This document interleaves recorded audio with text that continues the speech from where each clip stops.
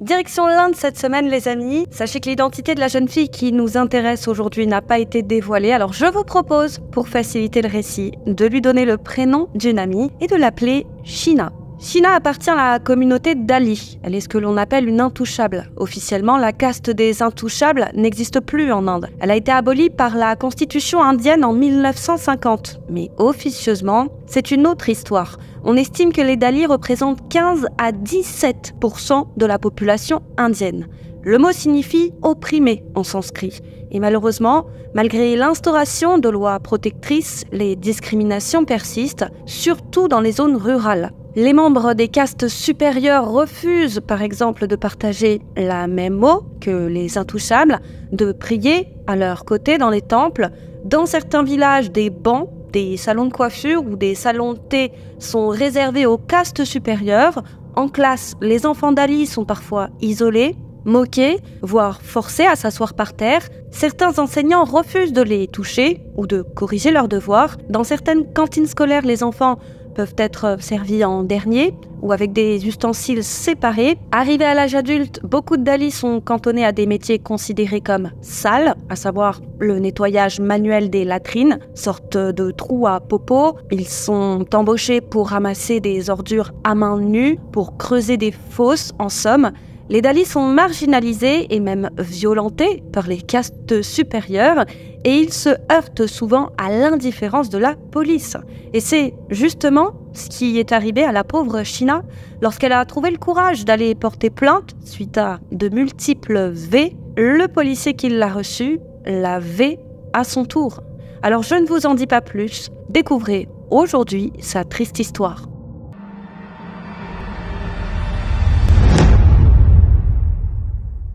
Comme toujours les amis, n'hésitez pas à liker la vidéo et à vous abonner. Sheena a vu le jour à Elavumthita, une ville de plus de 30 000 habitants située dans l'état du Kerala en Inde.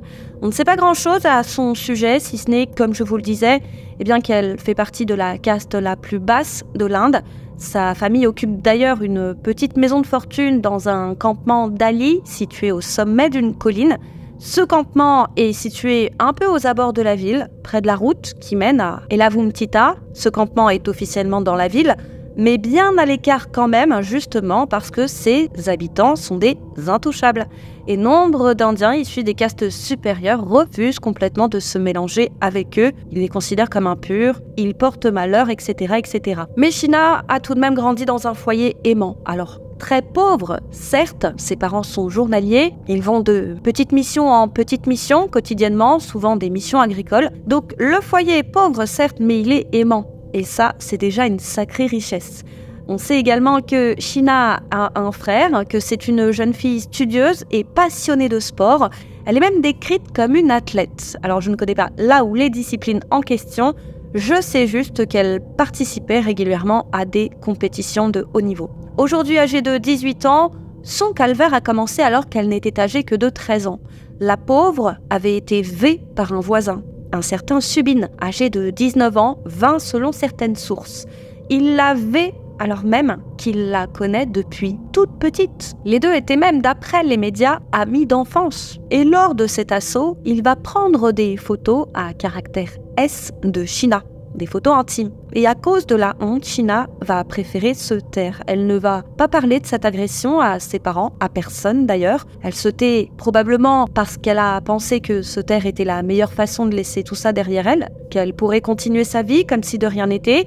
Alors on imagine aisément que non, que ce n'est pas aussi simple que ça, que ce genre de drame laisse énormément de traces, mais effectivement, vu de l'extérieur, impossible de deviner les choses. Sheena fait bonne figure, mais c'est pas en se taisant qu'elle laissera les choses derrière elle, puisque malheureusement, la concernant, l'histoire va se répéter, puisque si Subin l'a prise en photo, c'est pour la faire chanter. Il lui dit en gros, si tu recommences pas, je montre ces photos à tout le monde. Sauf qu'il n'a pas attendu pour montrer les photos, vous pensez bien. Ce dont ne se doute pas Sheena, c'est qu'il est parti les montrer et se vanter auprès de ses amis. et même auprès d'amis. Alors la pauvre est terrorisée, elle n'a personne à qui demander conseil. Et il faut bien comprendre que dans certains endroits en Inde persiste l'idée qu'une femme, ou plutôt en l'occurrence qu'une enfant, rappelons qu'elle a 13 ans, lorsqu'elle est vêtue et sale, dans certaines régions, pas toutes, les mentalités évoluent doucement, mais l'honneur d'une famille est souvent lié à la pureté de ses filles. Imaginez la pression et la responsabilité sur les frêles épaules de ces petites filles. Et je ne vous parle pas de la stigmatisation. Les victimes sont souvent blâmées. Et pourquoi elle portait cette robe? Que faisait-elle dehors toute seule? Est-ce qu'elle n'a pas fait quelque chose qui aurait provoqué l'auteur? Donc finalement, Sheena avait 1000 raisons de préférer se taire que de dénoncer. Et j'imagine qu'elle a dû voir des cas autour d'elle ou à la télé où des victimes avaient parlé, elles avaient dénoncé leur bourreau, mais où il ne s'était rien passé. Peut-être même pire, où ça a aggravé la situation. Certaines victimes se taisent aussi parce qu'elles ont peur des représailles et peur de la police aussi. Et la catégorie de victimes S la plus touchée, forcément, c'est celle des Dali, à savoir des intouchables. Le taux de violence sexuelle explose concernant les femmes de cette communauté. Donc voilà la pauvre Sheena, victime de chantage, elle est impressionnée. Et je ne sais pas grand-chose au sujet de Subin. On sait juste que c'est quelqu'un que Sheena et sa famille connaissaient bien. Et malheureusement, encore une fois, il ne s'est pas arrêté en si bon chemin, à savoir réabuser d'elle, non. Puisque lorsqu'il a montré les images à ses copains, beaucoup ont eux aussi voulu s'amuser. Alors certains lui ont demandé s'il était possible qu'il leur arrange une rencontre. Traduction, s'il était possible de ver la pauvre Sheena. Subin a été emballé par l'idée, vous imaginez bien. Il a sous la main une pauvre enfant terrorisée, à qui l'idée de parler de tout ça effraie plus encore que celle d'être vue à nouveau. C'est une victime silencieuse, alors il va obliger Sheena à être vue par un premier ami. Et puis cet ami va à son tour convier un de ses amis, et ainsi de suite. Et c'est toujours des personnes du coin, des pêcheurs, des chauffeurs, des étudiants, des lycéens, des agriculteurs. Certains sont mariés, d'autres non. On sait aussi que les auteurs ont profité de certains camps sportifs auxquels Sheena avait l'habitude d'assister pour s'en prendre à elle. Donc la pauvre devait se sentir traquée comme une bête. Et en réalité, elle l'était. Avec les années, son identité, ses coordonnées, ses photos intimes ont circulé parmi différents cercles d'hommes, majeurs comme mineurs, et nombre d'entre eux ont contacté Sheena via WhatsApp ou Instagram, si bien qu'ils étaient nombreux à la faire chanter finalement. L'avocat N. Rajiv, président du comité de protection de l'enfance de Pathanamthitta, a déclaré, je cite, « La nouvelle s'est propagée d'un homme à l'autre, elle s'est propagée dans l'entourage de la jeune fille. Bon nombre des accusés sont des habitants du quartier de Sheena, mais il y en a d'autres. Nous avons été choqués d'entendre le nom de tant d'hommes et on ignore encore si Subin a réclamé de l'argent aux auteurs ou si Sheena a reçu des paiements des autres hommes. Ça m'étonnerait. Pourquoi la payer s'ils peuvent la faire chanter? Je vois pas pourquoi cette question s'est posée. Les mois vont ainsi passer et ils étaient toujours plus nombreux à demander à Subin de participer ou à importuner la pauvre Sheena. On estime au total que c'est 64 hommes qui ont profité de la situation, ce qui veut dire que Sheena a été vue par au moins 64 personnes. Et dans des endroits aussi divers que variés, pourvu qu'ils fussent à l'abri des regards. Plusieurs fois, par exemple, c'était dans des coins isolés de l'hôpital général. Plusieurs autres fois, c'était dans un bus abandonné, dans une station-service. Un habitant avait bien remarqué le manège suspect de jeunes hommes. Il s'agit d'un agent de sécurité du nom de Charlie. Il a déclaré avoir vu des étudiants traîner dès 7 h du matin autour de ce bus, mais pas que, l'après-midi également, après les cours. Il a déclaré, je cite, « Je leur disais de rentrer chez eux. Mais ils me grondaient. Parfois, ils apportaient des vêtements dans un sac, changeaient leurs uniformes. » Et on sait aussi que Subin a organisé à au moins 3 reprises des séances de groupe où ses amis et lui venaient en bande. Imaginez un peu le cauchemar qu'a vécu la jeune fille. On est en train de parler d'un V collectif et ça a été son quotidien de ses 13 ans à ses 18 ans. À l'âge de 18 ans, elle a une sorte de déclic. Alors, elle ne voulait toujours pas en parler à ses parents ni à son entourage, mais elle a quand même décidé d'aller dénoncer la situation à la police, après qu'elle ait été élevée par plusieurs hommes pendant plusieurs jours. C'était une situation très difficile pour elle, mais ça lui a permis de réaliser que rien n'allait changer. Elle a longtemps espéré que si elle faisait ce qu'on lui demandait, eh bien, tout allait un jour s'arrêter. Qu'il fallait juste qu'elle souffre et qu'elle serre les dents en silence le temps qu'il faudra, mais que ce n'était qu'une question de temps, sauf qu'après 5 ans d'abus, et comme la situation ne faisait que de dégénérer, eh bien elle a compris que non. ça a été tout simplement trop pour elle. Elle a longtemps supporté, mais elle n'a plus pu. C'était au-dessus de ses forces, donc elle a fait ce que n'importe qui aurait conseillé à son ami de faire, du moins ici en France, c'est-à-dire aller voir la police. Donc, comme une grande, en jeune fille vaillante qu'elle est, elle a pris son courage à deux mains et elle s'est rendue dans l'un des postes de police du Kerala, en l'occurrence le poste de police de sa ville. Elle a été reçue par le chef du commissariat de police dans son bureau. Alors, déjà là, c'est suspect. Pourquoi le chef en personne? D'autant plus que manque de chance, elle est tombée sur l'un de ceux qui considèrent les agressions S contre les femmes comme étant, je dirais, quelque chose de normal. Tu vas de la même manière que tu vas chercher de l'essence, tu vas acheter ton pain, du lait, etc.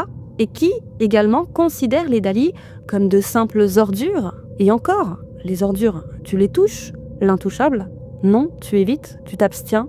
Et plutôt que de la renvoyer chez elle en la culpabilisant d'avoir été V, non, ce commissaire, chef du commissariat, l'a V à son tour, dans son bureau. Alors elle a crié, on sait qu'au moins 29 agents de police étaient conscients de ce qu'il était en train de se passer au moment où ça se passait et personne n'a rien fait. Personne n'est intervenu ou n'a donné l'alerte, rien. Le commissaire en chef voulait probablement par la même occasion passer l'envie à Sheena de revenir dénoncer les choses. Et puis, pour toutes les raisons d'ailleurs que je vous citais précédemment, il l'a renvoyée chez elle une fois qu'il a eu fini son affaire sans prendre aucune plainte, vous pensez bien, mais par chance, les choses sont sur le point de changer lorsque quelques mois plus tard, une campagne de sensibilisation est lancée dans l'université de l'adolescente qui est alors scolarisée en première année. D'ailleurs, chapeau à elle, pour suivre une scolarité, je dirais normale, sans redoubler, malgré autant d'horreurs, imaginez la force que ça demande. Et donc, le gouvernement avait lancé le projet Sneita en décembre 2024. Sneita est une initiative du réseau d'autonomisation des femmes Kudumbashri, gérée par le gouvernement de l'État. Et cette initiative a permis à de nombreuses jeunes filles de pouvoir se confier en toute sécurité, tout en ayant la garantie d'être écoutées, protégées. Elles ont été une poignée à passer le pas, dont Sheena. En confiance, elle a trouvé le courage de se confier à l'un des enseignants de son établissement, en qui elle avait une profonde confiance. Ce dernier a littéralement été choqué par son témoignage. Il a donc fait part de son expérience à un conseiller de Sneita, qui a à son tour informé le comité de protection de l'enfance de Pathanamthitta, le CWC. Et la priorité du CWC a été de protéger sur le champ Sheena, qui, rappelons-le, était toujours victime d'abus et de chantage au moment où elle a raconté les choses. Et ils ont pris les choses en main, et avec douceur. La première étape était de convaincre Sheena d'en parler à sa mère, afin qu'elle puisse rejoindre un centre pour une prise en charge psychologique plus poussée, et aussi et surtout pour la mettre à l'abri de ses bourreaux. Sheena a d'abord refusé, et puis elle a fini par accepter, ok pour en parler, mais uniquement à sa mère. Elle avait bien trop peur de la réaction de son père, qu'il ne la juge, ou qu'il ne la chasse de chez elle. Alors la mère a été choquée, bien sûr, alors par les faits, certes, mais pas que. Ça a été aussi extrêmement dur pour elle d'apprendre que sa fille avait été victime de personnes qu'elle connaissait et que pour certains elle considérait comme des amis. Elle venait par exemple de demander à Subin, en qui elle avait une sincère confiance, d'aider Sheena à apprendre à conduire afin qu'elle puisse bientôt passer son permis. Et en plus de ça, que la police, en plus de n'avoir rien fait, ait à son tour profité de la situation pour abuser d'elle, alors là, elle n'en revenait pas. Mais quand les agents du CWC ont tenté de la convaincre d'accompagner sa fille pour qu'elle puisse à nouveau porter plainte au commissariat, la maman de Sheena a pris peur, pour toutes les raisons que je vous ai déjà citées, mais finalement elle a décidé d'en parler à son mari, et il n'a en rien blâmé sa fille. Il ne l'a pas accusée d'être sale, de mauvaise vertu, déshonorante ou que sais-je encore, parce que les choses auraient pu être encore plus cruelles pour Sheena. Parce que qu'est-ce qu'on fait pour rétablir l'honneur d'une famille? On supprime le problème, et là, pouf, c'est magique, paraît-il que l'honneur est rétabli. Eh bien non, les parents de Sheena, ce sont des vaillants, ils vont se rendre à la police pour dénoncer les choses, ils vont trouver le courage d'affronter les policiers, ce qui n'est pas rien, puisque dans ce cas-là, on parle quand même de l'implication de tout un commissariat, donc c'est l'artillerie lourde qu'il fallait sortir. Et c'est à ce moment qu'ils ont appris que c'est sur le téléphone du papa de Sheena que Subin et d'autres encore envoyaient des messages à Sheena pour exiger des photos d'elle ou pour lui indiquer où les retrouver. Le père utilisait un smartphone, mais il ne savait pas s'en servir autrement que pour passer des appels et pour répondre. Donc tout ce qui est application, WhatsApp et le reste, il n'en avait aucune idée. Il était incapable de lire les notifications également puisqu'il ne savait pas lire. Et malheureusement, il était ivre également une bonne partie de la journée. Donc il ne se rendait pas compte que sa fille était fréquemment sur son téléphone. Et ce qui a pu justifier des absences concernant Sheena, c'est que sa famille pensait qu'elle passait de nombreuses heures, voire jours, loin de chez elle à cause du sport qu'elle pratiquait à haut niveau. Lorsqu'elle s'absentait pendant plusieurs jours, ils pensaient que c'était pour une compétition, sans avoir la moindre idée de ce qu'elle subissait. Et effectivement, comme je vous le disais, elle participait à énormément de camps sportifs et autres compétitions. Et on peut au moins se réjouir du fait qu'elle ait reçu énormément de soutien. Le gouvernement a mis en place un psychologue à sa disposition. Il l'a aidé par exemple à pouvoir au mieux retracer les événements. Et hurrah, son affaire a été confiée à la police des polices, si je puis dire. Et cette fois, ils ont pris les choses en main. La police du Kerala a chargé pas moins de 25 agents d'enquêter sur l'affaire, ce qui n'est pas rien. L'avocat du CWC a déclaré « Nous avons informé la police que la survivante suivie au foyer Nirbhaya mettrait du temps à révéler tous les noms. En 3 ou 4 jours, elle a pu fournir une liste de 58 noms, leur âge, ainsi que des détails sur les faits et les lieux où ils se sont déroulés. La police a pu identifier une quarantaine d'hommes grâce à leur numéro de téléphone, numéro que la jeune fille avait enregistré dans le téléphone de son père. Elle a raconté pas moins de 3 V collectifs, l'un dans une voiture et 2 autres dans le fameux bus en panne dans la station-service. Et ces faits s'étaient déroulés alors qu'elle était mineure. Et si les autorités ont pris les choses en main, c'est aussi grâce à l'ampleur qu'a pris l'affaire. Et donc, suite à une enquête minutieuse, ils ont réussi à identifier 64 auteurs et parmi eux, donc, le commissaire en chef du commissariat de la ville. Son identité n'a pas fuité, preuve quand même que les auteurs bénéficient d'une certaine protection. Mais il a été démis de ses fonctions et arrêté sur le champ. Sur les 64, ils seront 49 à avoir été placés en état d'arrestation. Ça a été un vaste coup de filet qui en a surpris plus d'un et qui a eu lieu le soir du vendredi 10 janvier. La police a investi en nombre la ville d'Elavumtita et notamment le campement de Dali où logeaient la plupart des auteurs. Et parmi les bourreaux arrêtés ce jour-là, il y avait un ami d'enfance de Sheena. Vous imaginez? Il a agi en parfaite ordure puisqu'il a profité de la situation pour Sheena. Et il y avait aussi parmi eux des voisins, des amis de la famille, au moins 5 étudiants scolarisés à la même université que Sheena. Et ce que l'on sait, c'est que la plupart des auteurs sont eux-mêmes adolescents ou ayant une vingtaine d'années. Ils sont âgés de 17 à 47 ans et le soir de leur arrestation, ça a été la panique dans le campement. Les mères, sœurs, filles des auteurs sortaient vêtues de robes de chambre et de châles en hurlant aux agents de ne pas arrêter les leurs. Et passé le choc, c'est la colère qui les a envahis. Elles seront nombreuses à montrer du doigt la pauvre Sheena. Pour elle, c'est sûr, elle ment. Pour ne citer qu'un exemple, une femme interrogée, donc qui fait partie du campement d'Ali de Sheena, qui n'est autre que leur plus proche voisine, a déclaré que son fils, Vinette, 30 ans, chauffeur de profession et marié depuis une poignée de mois seulement, et bien qu'il a vu grandir Sheena, qu'il a, selon sa mère, prise dans ses bras alors qu'elle n'était qu'un bébé. Il avait déjà 12 ans à sa naissance. La maman a déclaré « Demandez à n'importe qui ici, il est totalement innocent ». La colère des femmes du campement s'est donc dirigée contre Sheena, mais pas que, contre sa mère aussi, qu'elles ont accusée de ne pas avoir surveillé correctement sa fille. Elles ont commencé à se rassembler, se lançant dans des critiques acerbes du matin au soir à l'encontre de la famille de Sheena, lançant des commentaires sur les vêtements de Sheena, sur l'heure tardive à laquelle il lui arrivait de rentrer. Mais quelques hommes, et c'est tout de même assez beau, se sont rangés du côté de la victime. Et ils semblaient lui témoigner un réel soutien, mais ils se sont fait discrets, l'immense majorité du quartier s'étant d'office rangée du côté des auteurs. Une autre femme a déclaré, je cite, « Il y a un homme de la maison d'en face qui devait se fiancer le 19 janvier. Il y a aussi Sandip qui s'est marié 1 mois auparavant. Mais après l'annonce de la nouvelle, sa belle famille a repris la femme. Cette fille, Sheena, a gâché leur vie. » Le surintendant adjoint de la police du district de Pathanamthitta, Nandakumar S, a également déclaré que 14 autres personnes identifiées seront prochainement arrêtées. Et détail sordide, les amis, sachez que la tante de Sheena a également été arrêtée. Alors, je ne connais pas le détail, Mais on sait qu'elle était au courant de ce que subissait sa nièce et qu'elle n'a rien fait pour l'aider, qu'elle n'a rien dit à ses parents. Donc ses parents, elle était soit la sœur de la mère de Sheena, soit la sœur de son père. Sans pitié, elle a été sans pitié. Quant aux 29 officiers de police du commissariat où a été V Sheena, ceux qui étaient présents le jour des faits, eh bien, ils ont tous été suspendus et sont dans l'attente d'une décision de justice. Le message envoyé par le gouvernement est clair, se taire, c'est être complice, et ne rien faire, c'est également être complice. Et si vous faites partie des forces de l'ordre et que vous agissez ainsi, eh bien c'est votre poste que vous allez perdre. Et il y a une autre sorte de miracle. Voilà, l'affaire s'est propagée dans toute la région à la vitesse de la lumière. Et elle va même se propager aux 4 coins du pays, jusqu'à être reprise par l'ensemble des médias du pays. Il est dit que l'histoire de Sheena a provoqué, je cite, une onde de choc parmi la population indienne. Les journalistes se sont en masse emparés de cette affaire, puisqu'elle a passionné les Indiens, ou plutôt choqué les femmes indiennes.